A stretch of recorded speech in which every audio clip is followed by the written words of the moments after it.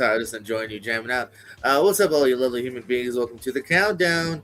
Usually we talk some movies, but today we're talking some television or streaming, as you cool kids nowadays like to say it, because we are halfway through the year that is, as was 2026. You know what we got to do? We got to bring Brandon on and talk about some television shows. Brandon, how you doing?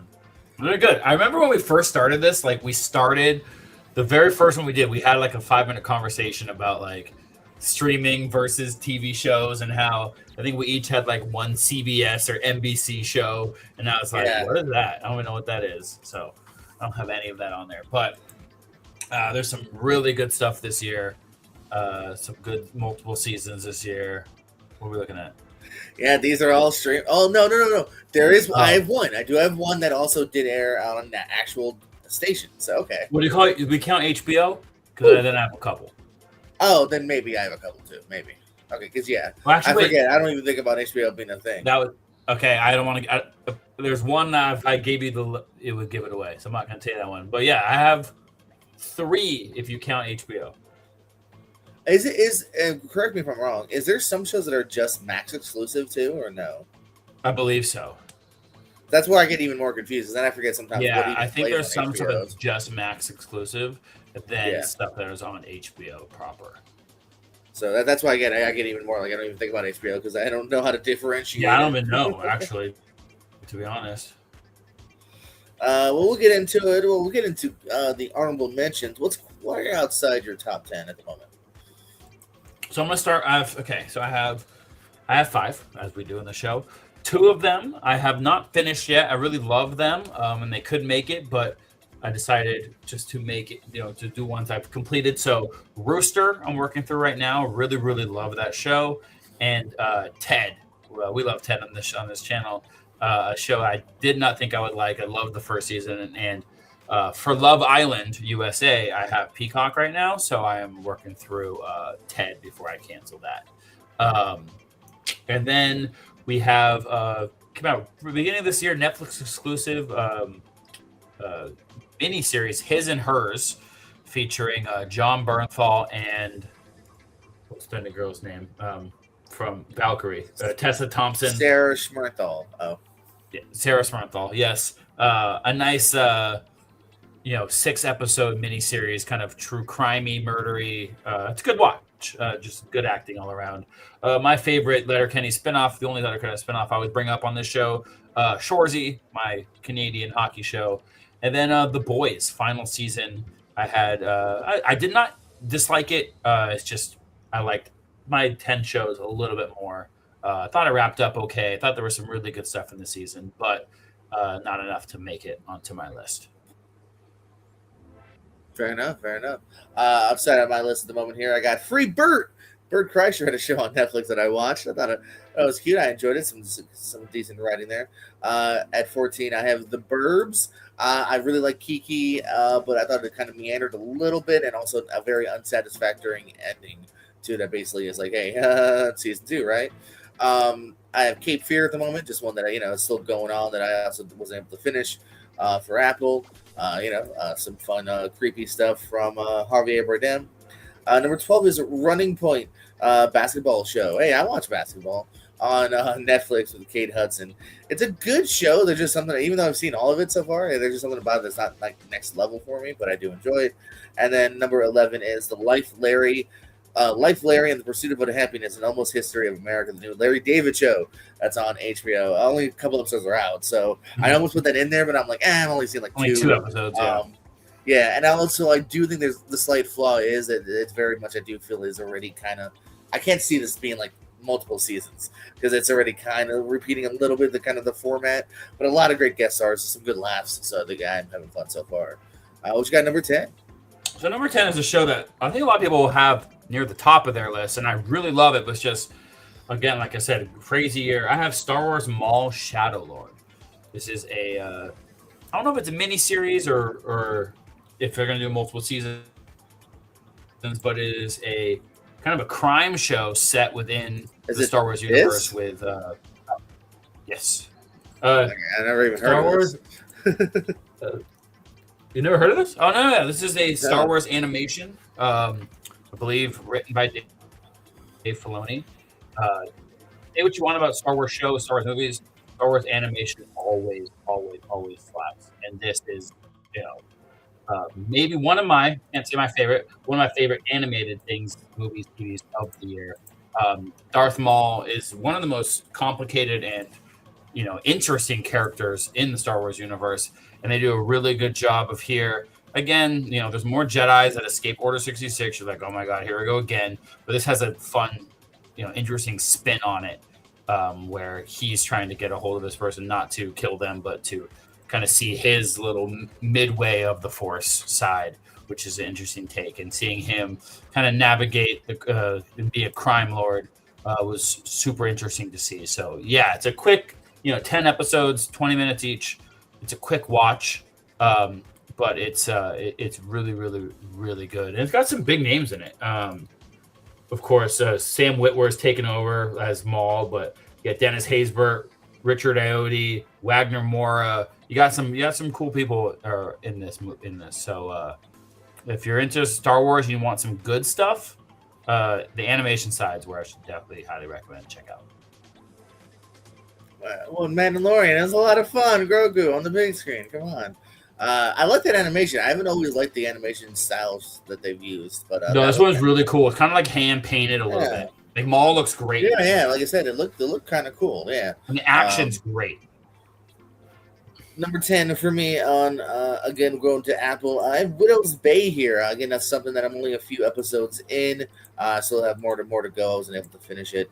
But yeah, no, enjoying the kind of built up we got it going on in this town here. Some good character actors popping up. You got Stephen Root. It's fun as the first guy that's, don't it's kind of like Jaws. Don't do the thing. Why are you doing the thing? Well, we got to do the thing though, get money for the town.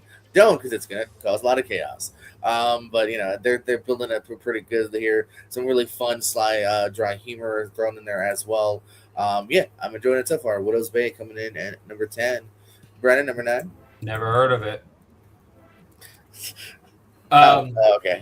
I think he winked. I think I saw a wink. So I have a show that this might be a controversial take, especially on the show with the host of who I'm putting on here, but I think he knows what I'm doing here, and I think he's sad about it. I got the Scrubs reboot rething at 9. Look, I thought it's better than the last season for sure. I really enjoyed some of it.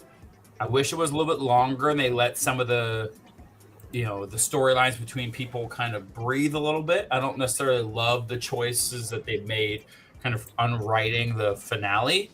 I do think there's some episodes that are just okay. I thought the first episode's fun, but, it's just nostalgia at that point. And then there's some really, really, really good stuff. The last 3 episodes are fantastic, I would say.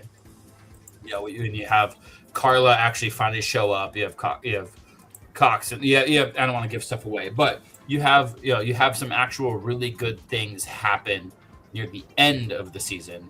I wish it kind of just had that throughout the whole thing. At its highs, it is great. It doesn't reach the highs of previous seasons, and then at some points it just feels like nostalgia baiting. It's just like, hey, look, everybody's here now. You're like, whoa, that's awesome, but it just felt like I want more.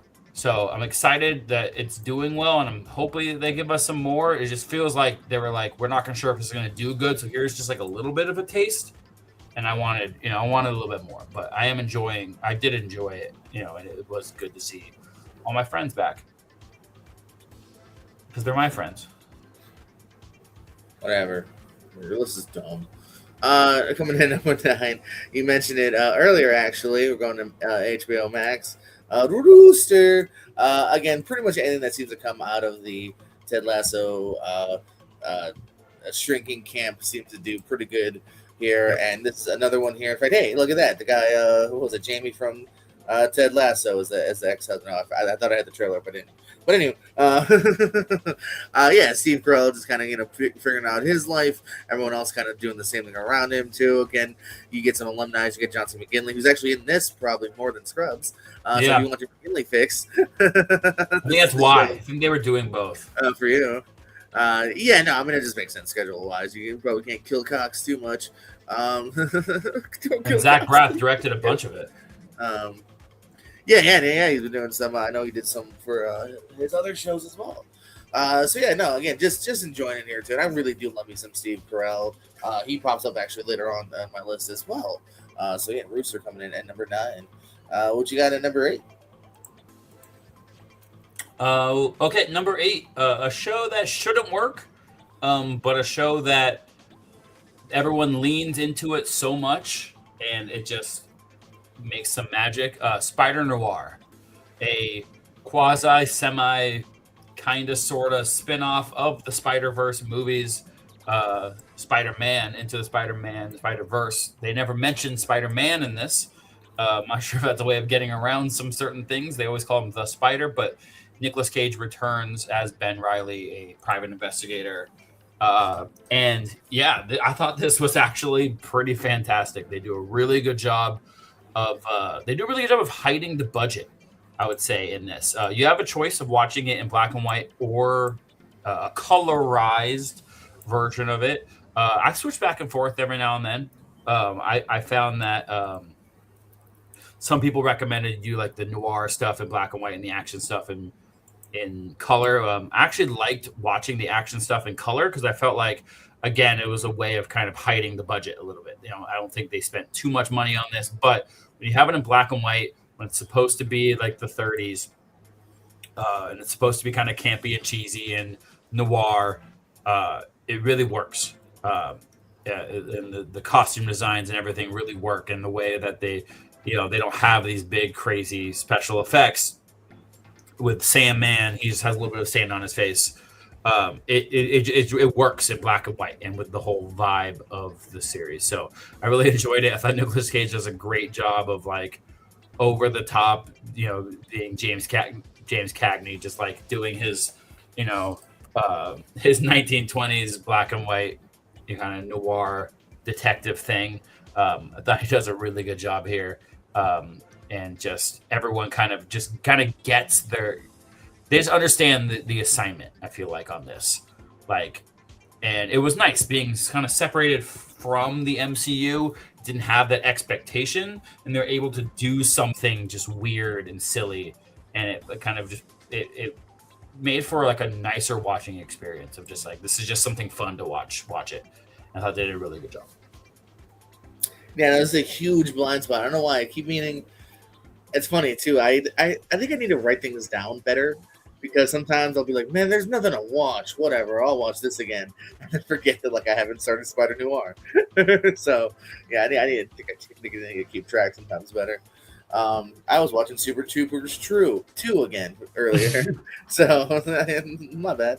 Coming to number 8, though, I think you mentioned a little bit earlier, Ted, my Thunder Buddy, coming back for season 2. Yeah, no, I pretty much enjoyed I had my qualms with both 1 and 2, which is I think sometimes the length is a bit much. You can tell, like, they don't give them, their combined time.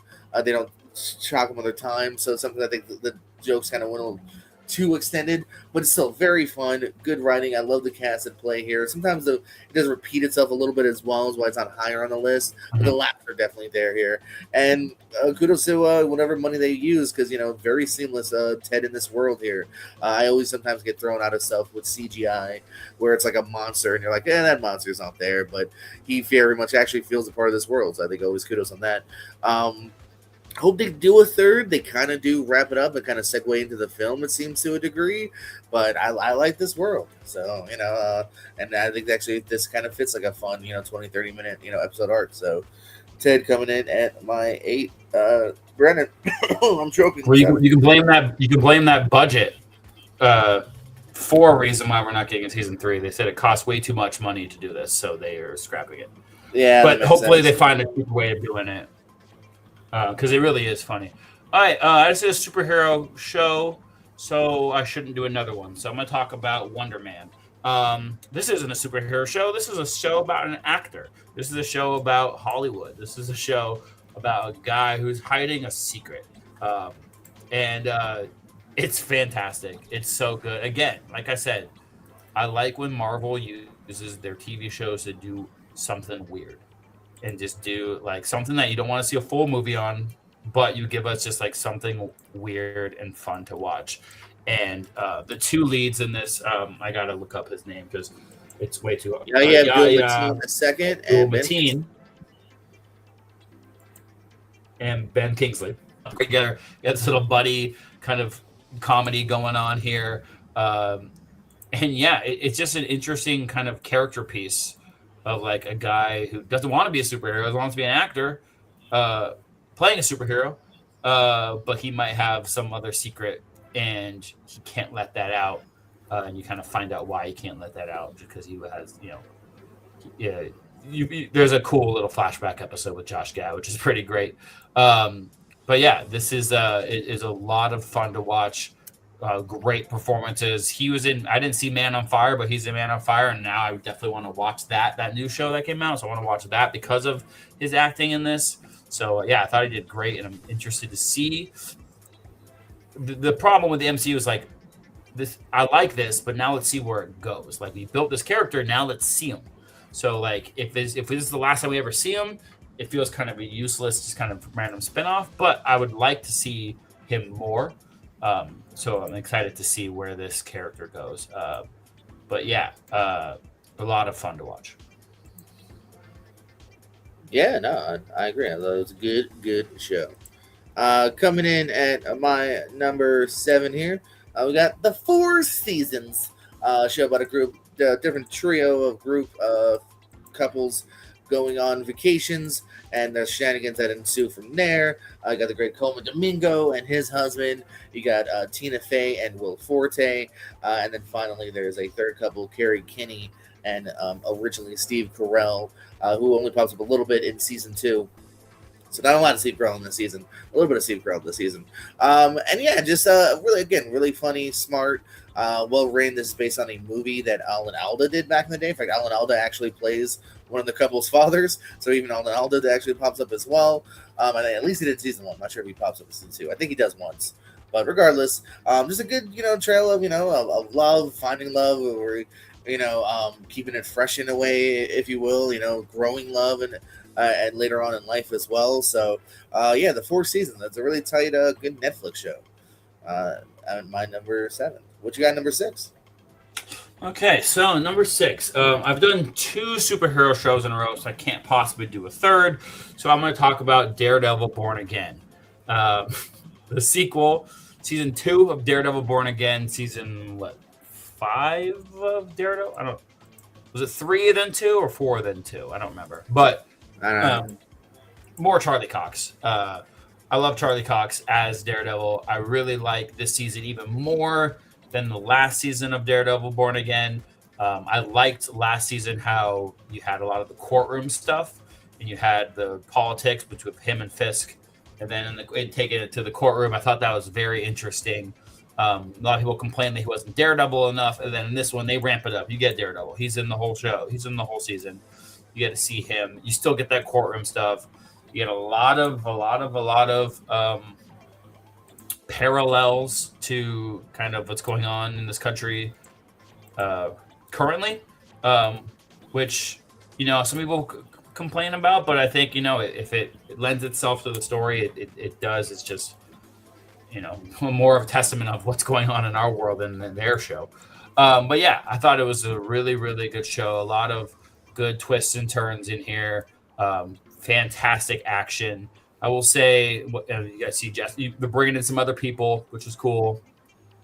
I will say that I don't think they wrap up. They kind of don't wrap up the best always these seasons. I think the same thing with the first one. But this one wraps up a little bit tighter.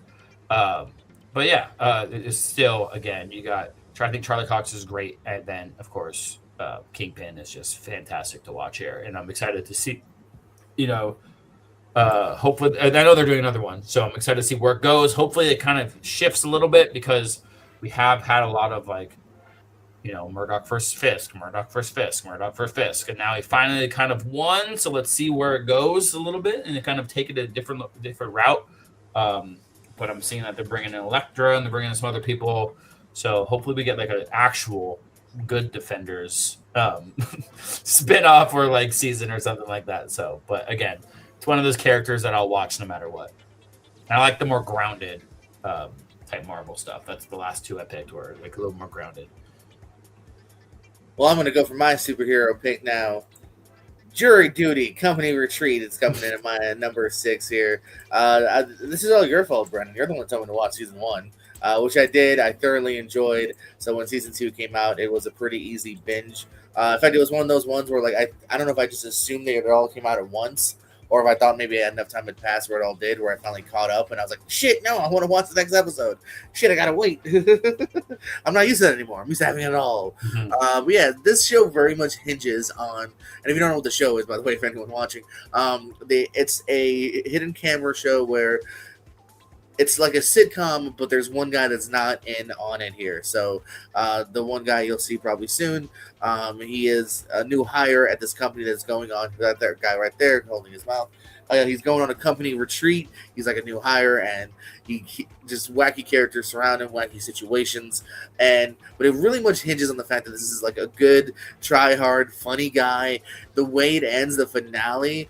In fact, I think there might be 2 parts of the finale, because there's like the finale reveal, and then there's also a really fun kind of like almost bonus episode of showing all the work that was put into the reveal and how how things go wrong. I almost love that episode just as much. There's a great thing of like a guy locked his forgot a certain thing he needed, and they had to like pivot around it, and it was all because to keep the shtick and the lie going is almost as fascinating. But yeah, the final scene too with him. And like it's like a movie moment, but it was real about like, does he do the right thing and whatnot? And yeah, it hinges on him. It pays off. It's funny. It's a unique concept. I like too that it's kind of like a hidden camera show, but it's not mean spirited. Like, you know, you might think at first it might be in a way, but like it's very much not at the end. Yeah, and then it's also just kind of really well written around it too. So yeah, Jury Duty 2 for 2 so far. Brandon, what you got in your top half? I did tell you to watch that show, and I did not watch season 2. Yeah. How dare you? I'm going to. All right. Well, I've done 3 superhero shows, so I can't possibly do a 4th one. So I'm just going to talk about Invincible. Did not mean to do this. I talked about being more grounded with Daredevil. And Invincible was not. We got the... Yes, silence in the group chat means I'm good. Tato, are you using my show to double check schedules? How dare you? We're live. Hey, in my mind, me not responding means yes. So yeah, this is season 4 of Invincible, I believe. And this is a show I've talked about consistently on this show. It's just they've always done start and stop, a couple years here, a couple years here and there. It seems they finally figured out the release schedule and the budget and things. And we get possibly the second best season since season 1, for sure. This season. Is this the trailer? Yes, this is exactly the show I watched. Yes, Henry Cavill stars with Tom Holland. Sandra Oh is in the show, so that one's right. We get the Viltrumite. Tom Holland plays 2 characters, I guess. Okay, he plays Invincible and Oliver. It was just really crazy to see Bob Odenkirk and all these characters. All right, I'm sorry.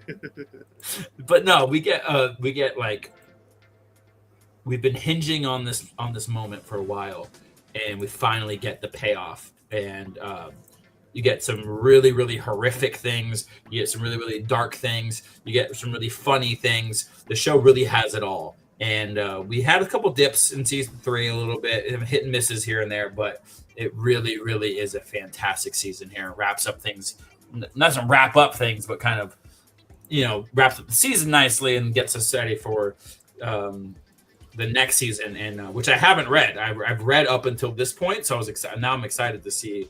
I haven't finished the comic book series, so I'm excited to see where they go from here. But the animation has stepped up.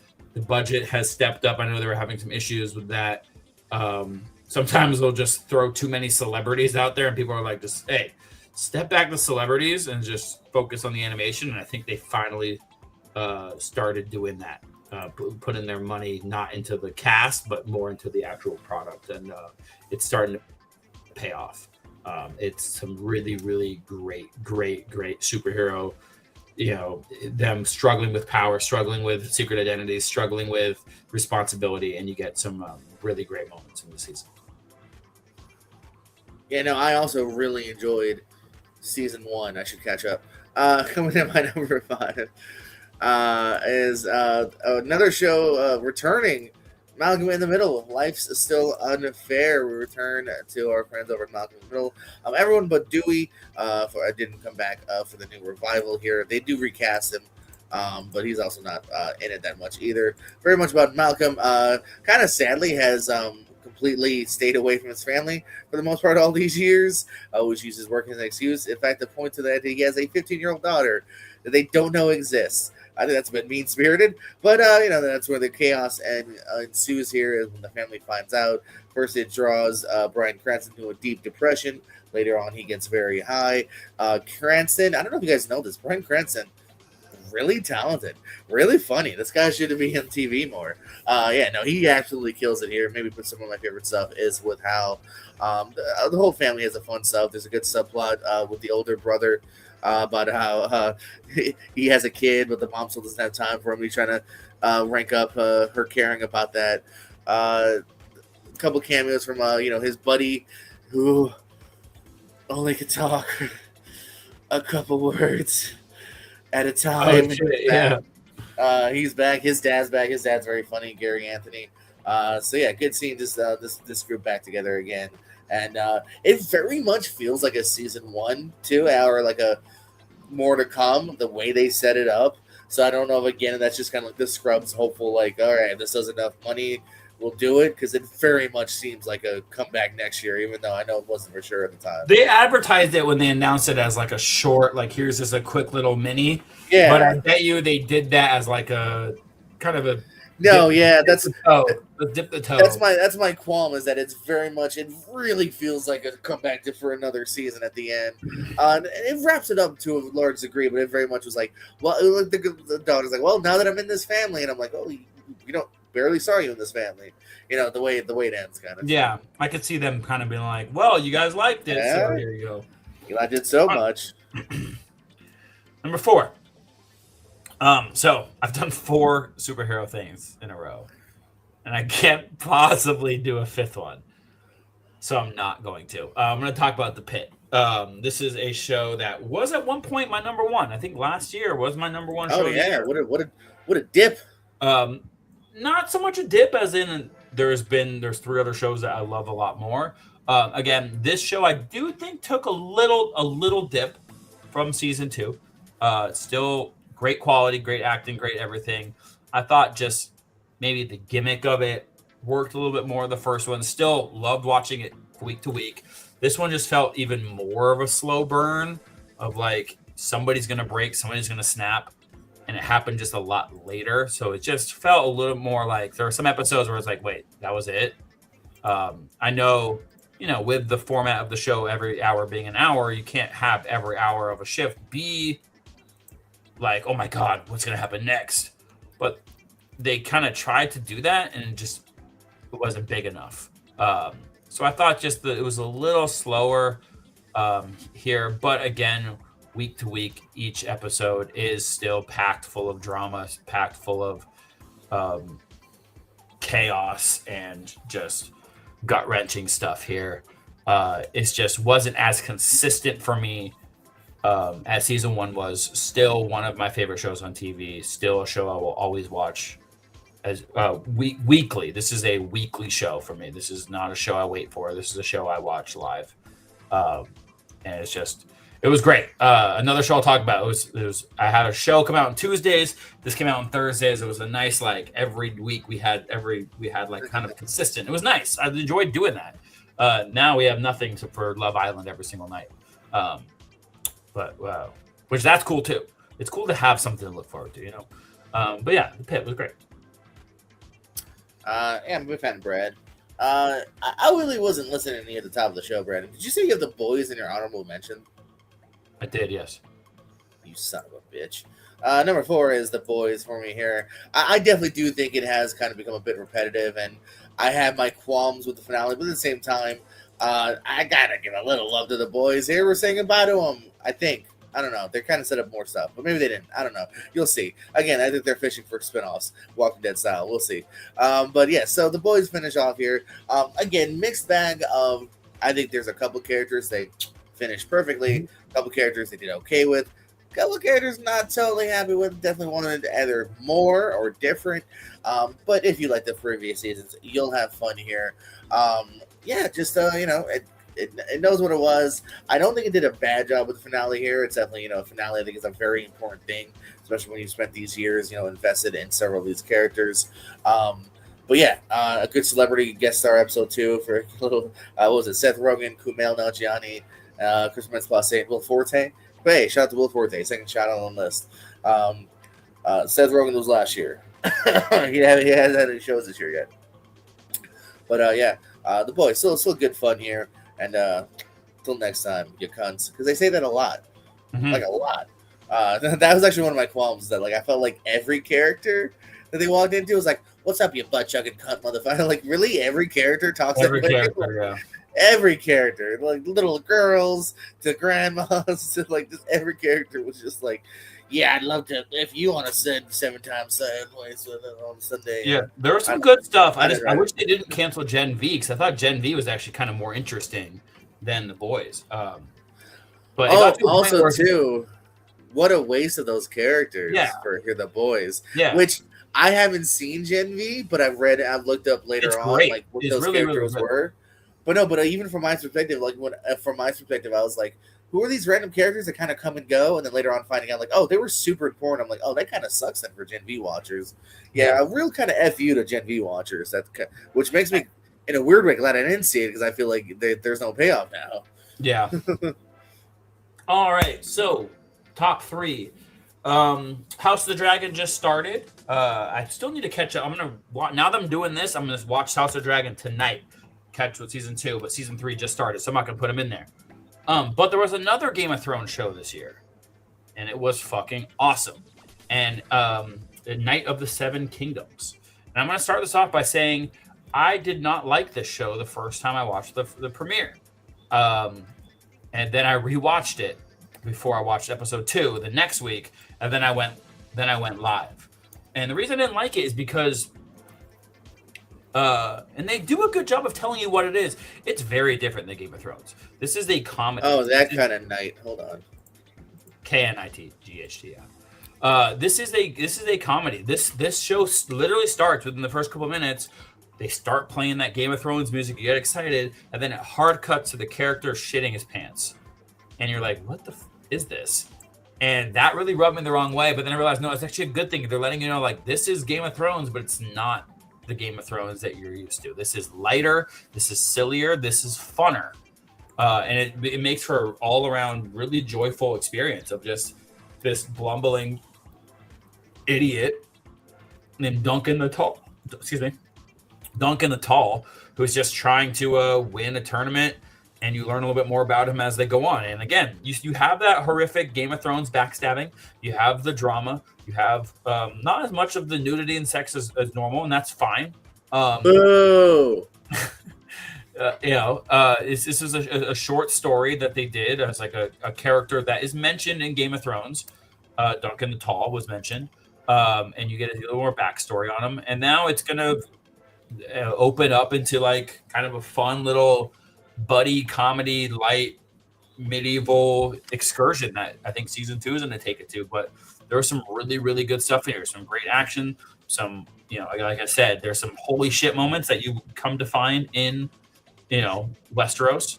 But there is a lot more. It's a lot lighter than that. So if you're looking for a little bit more enjoyable to watch show, but that still has the stuff of Game of Thrones, this is definitely a good for those people. And there's still some Targaryens that suck, and still some characters that suck, and still some characters that are awesome. And just some interesting stuff we haven't really explored yet in that world. A little more grounded take on Westeros, and I really enjoyed it.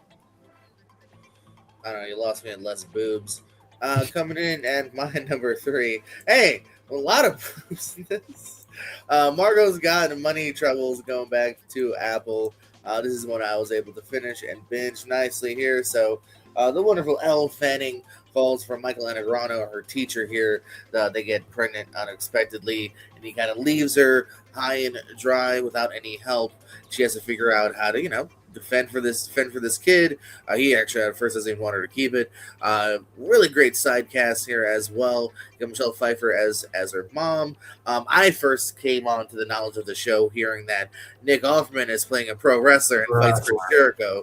So I was at least going to get to that episode. And it takes about 4 episodes, I think, to get to that scene. So, but by then I was invested in the characters as well. And I do think, again, Nick Offerman, really truly becoming one of my favorite actors as well too. I mean, Parks and Rec, his stint on the zombie one that I can't remember.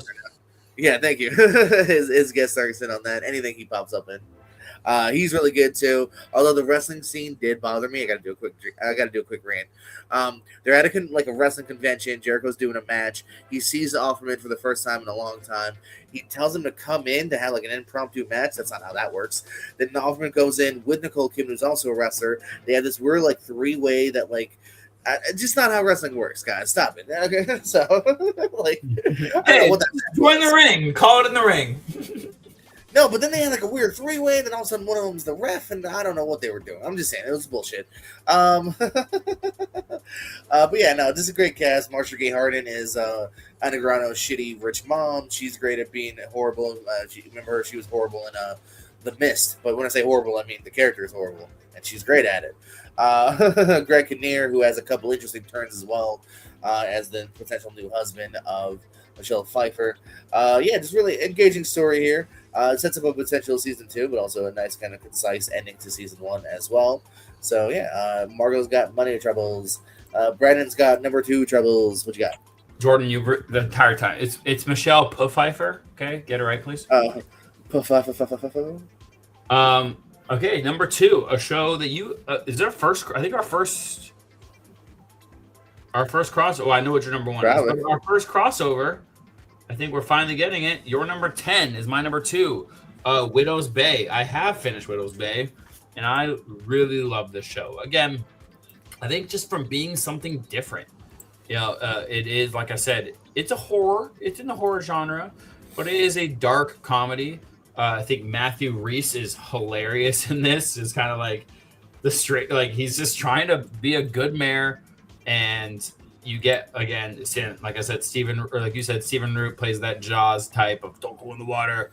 I think he's great in this. Everyone just kind of, again, it's one of those things where it's everyone just gets the assignment, and you get some really, really great stuff, some great, horror, and you get so many different types. You get, haunted house horror. You get witch cult horror. There's a slasher episode. There's more like a zombie episode. You there's kind of everything all in one. So it is kind of cool to see each episode is kind of a different little curse in a way. It doesn't really feel like what's going to be the curse this week. It feels more natural than that, of not just every episode's a different horror. But they do a good job of bringing all different types of horror, not just haunted house or the haunted. It's pretty big, and I like how they wrap it up. I'm not gonna say too much because Jordan hasn't finished it here, but it does seem like they're coming back for season 2, but it doesn't feel forced. And again, this is a. It started actually as a script for a Parks and Rec episode. They wanted to do some type of Pawnee is haunted type deal that they have expanded into its own show. So if you look at it that way, that's kind of what it is. It is a Leslie Knope type trying to just do what's best for him, and these darn ghosts keep getting in the way. And there's all different types of stories you can tell with this. I hope they don't drag it on for too many seasons. But again, I am excited to see them bring it back if they do, because I really, really enjoyed watching it. I'm mad at you because you're trying to assume you know me and what number 1 is. How dare you? Because number 2 is Scrubs Revival. Yeah, so here's the thing. Some of the stuff that you said I do agree with, which is why it's not number one. I couldn't quite put it at number one for me here. I do thoroughly enjoy coming back to these characters here. We're not. It's not as much as the of the guest stars as you might imagine. It is very JD, Elliot, Turk focus here, as you mentioned. Carla and Cox only pop up a couple episodes. Also even the side characters. You get a little bit of Hooch. You get a little bit of a couple other ones. You have the one girl from SNL who's now in it as a regular, as well as all the new interns and the new scrubs, if you will, of the series. Who I also like decently, but don't love yet. But I think I got to spend some time with them. They're fine. That is the one thing. Yeah, they're good. I've liked maybe Eliza Coop, who what was it, Sam, the mean one, a couple of years back, and there's been some other ones that I've jived with a little bit more. But I still the writing here is still really good and tight here, and just seeing Turk and JD on my screen again is always going to warm the cockles of my heart. I do agree that, and I very strongly agree that I don't like the retcon of the Book of Love not happening and then being divorced. Really kind of irks me. We're doing that dance again. Just that. Why can't they be married? Why can't people be happy? Let other people be depressed. Let them help out the other people that are figuring out their lives. You don't need to make them mad at each other, and they got a kid and everything. And yeah, that's the only part I would undo with. But otherwise, it is still a really good show. And Hooch is crazy. I hope they don't bring them back together. That's fun. She's in that video. I think they might though. That's a scary thing, is I feel like they've teased it they might. They're just doing it again to do it again. Yeah. Which they did in the original show too. In the original show, they could. It was like How I Met Your Mother. It was there's an how many episode times in the did Robin series. and Ted? Yeah, exactly. There's an episode in the original series. I wanted it in Scrubs. I didn't want it in How I Met Your Mother. Right, but there's an episode in the original series where they actually pretty much say we're never getting back together. It's just not happening, and then they do. So it's just shit or get off the pot, as my mom would say. What is your favorite show of the year, Brandon? Ow! I punched my knee. That was dumb. I just couldn't imagine having a Bill Lawrence show at number 2. It's just ridiculous. So I have a Bill Lawrence show at number 1. If you know me, Shrinking is the best thing in the entire universe. This show is I don't know. We get Ted Lasso coming back, so I might have 4 Bill Lawrence shows on my top 10 coming up. But Shrinking, again, like I said, it was every Tuesday. It was Shrinking. Every Thursday was The Pit, and it was life was perfect. Life was so good earlier this year. Just had a baby, put the baby down, watch Shrinking every week, and this show is just every single episode will just make you die laughing, and then you just brace yourself, because at the end of every episode you're this is going to. I look at my wife this episode is going too good, and then they would just crush you. And you get more Kobe Smulders in this, and you get and I really enjoy her in this. You get her with Jason Segel is great. I forgot Ted McGinley, I think his name is awesome as Derek. You get a lot. They delve a lot more into the characters that aren't just Jimmy, so they changed it up. It's not just Jimmy being sad. They actually kind of put Jimmy in the back burner a bit till the end of the season, which was nice. Let the other characters kind of breathe and have their own dramas. And it's just a masterclass of balancing the heartwarming with just the absolute gut wrenching. Michael J. Fox has in a couple good episodes here. And I still think that this is even more so. Every season gets more and more. I think this is Harrison Ford's best acting he's ever done. Is the show, all 4 seasons of these? I think every year he steps it up, especially as his diagnosis, I'll say, gets starts devolving more. You get to see some amazing acting from him. So justice for him. I don't know if he got nominated for anything, but he deserves all the awards. And this show is just a masterclass. I love it so much. Well, I have good news and bad news. I've caught almost up with Shrinking. I was so behind. Actually, I didn't even see the first 2, but I saw the first 2, so I'm almost there. I still got to watch season 3. My subscription ended. If you want to sign for that password. And 4. There's a 4 now? Wait, is this 3 or is this 4? Oh, this is 3. It's 3. Oh, this is 3. Yeah, right. Yeah, scare me. Coming in my number one. Hey, it is another crossover for us here. Because my number one. What do you think it is? Make one guess. Wonder Man. Hey, you know me a little bit. All right, cool. No, I just made Wonder sense. I was like, a yeah, short. no. Hey, see, I like superhero stuff too. So, yeah, no, I just really do this. I've always been a big Yaya fan since I've seen him in not only Aquaman, he was really good in, but also like I loved him in Trials of Chicago 7, Candyman. So I've always been kind of like down for most things he's going to be in. Actually, the Yaya Sisterhood. To see, I don't know if he's is that where his name's from? I've always wanted to see more of him actually here too. So that excited me here. I also love stuff that has a little bit of like movie/TV making in it as well. So that's also really fun here. And as much as it's one of those weird things where it's like, well, good came from bad because I don't love the Iron Man 3 twist. Boy, do I love where it's taken us with Ben Kingsley. Yes. He is so awesome here as Trevor. I love him. I love the friendship these two make here. The show is very much built on this budding friendship here. You also have the great bottle episode too of what happened with the other guy and Josh Gad. That's a great one-off. By the way, the girlfriend Olivia Cook, right? Yeah, from Dredd. Yeah, that was a 100 Jeopardy Who Dis. No one knew. So I'm just saying, come on, people. I didn't know her. I know what she's from. I didn't know her. Thank you. You would have had the 100 points. No one else would have. And I do like too that I know you said before, like if they don't come back, and then kind of like whatever. But this at least does a good job of setting up like kind of like Margot's got money troubles to a degree, like.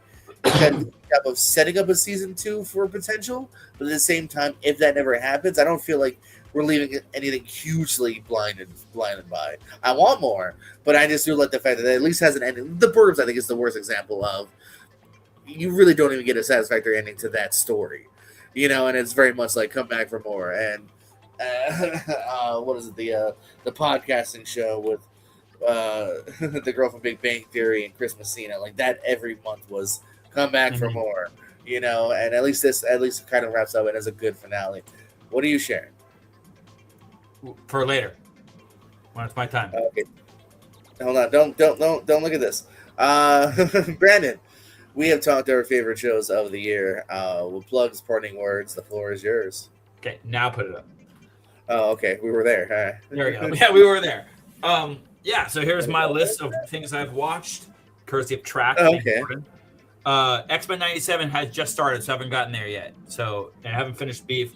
Free Burt, I actually did not finish. I thought it was just okay. Better than it's cute. I liked it. I also agree. I've also seen all of Tom Segura show. I agree. Yes. Starting with Ted and Rooster. Have not finished them, but really like them. His and Hers, Shoresy, and the Boys are around at my honorable mentions. My 10 was Star Wars Maul, Shadow Lord, Scrubs. Thought was a great return, but want more. Spider Noir, my superhero corner. Spider Noir, Wonder Man, Daredevil Born Again, and Invincible. I thought were great. Some of the best superheroes we've had in quite some time, actually. The Pit dipped a bit this season, but still great TV. A Knight of the Seven Kingdoms is a great return to kind of fun Middle Earth. Widow's Bay, a great blend, I would say, of horror and comedy. And finally, the heartbreaking that is Shrinking. Also, I did see Rick and Morty too. Actually, that was good. I did have that on my list. Good season. Not the best, but a good season of Rick and Morty. I haven't watched it yet. That's why it's there at the bottom. So I plan to have all that watched that you've seen on there, all that watched by next time. Yeah, guys, for me, do check out check out Widow's Bay, check out some Rooster, Ted, 4 Seasons, Jury Duty, Company Retreat, Malcolm in the Middle, Life Still Unfair, The Boys, Margot's Got Money Troubles, Scrubs, and Wonder Man. Yeah, and except for Scrubs, all these are all streaming, and Scrubs technically also streaming because I saw it on Hulu. So everything you can find on streaming. What is a Fox? What is an NBC? I do not quite know. If you watch this later, let us know in the chat what shows you liked this year's. Hey, let us know what shows you didn't like this year. Let us know what you're mad at for us not seeing, particularly Brandon. I'm very fragile. Don't let me know. Don't yell at me. But yell at Brandon. That's fine. Any plugs or parting words, Brandon? Yes, if you watch this tonight before 10:30 Eastern time, you can watch the finals of the small mini trios tournament as Open Bar Mitzvah, me, Jeremy Potters, and oh my God. Why am I blanking? I think I'm having a stroke. Perkins. Oh my God. Okay, good thing that happened now and not on air. Perkins, wow.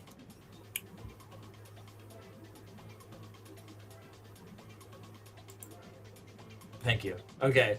Perkins take on the coward that is Cass. He scored 0 points in his first match against us and then joined the championship team, so that's cool. Joey Suba and the lesser Cohen, Will Cohen.